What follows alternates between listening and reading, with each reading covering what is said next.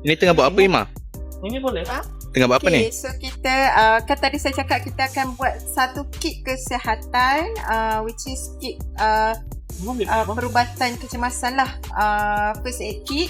Satu lagi kita nak buat kit hygiene. Jadinya yang ni kita tengah beli untuk kit kesihatan lah. Kita ada Handyplus, tapi kita akan beli bandage, kita akan beli Panadol, kita akan beli minyak angin sikit, supaya ini adalah macam kit first aid kit lah.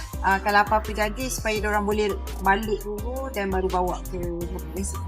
Okay, so tapi untuk kali ni kami hanya mampu buat 30 packs first aid kit.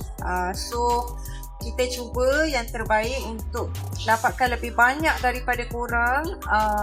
So kalau korang rasa nak bantu diorang, nak sama-sama menyumbang kepada first aid kit ni, jangan tunggu lama-lama sebab kita memang nak kena hantar cepat.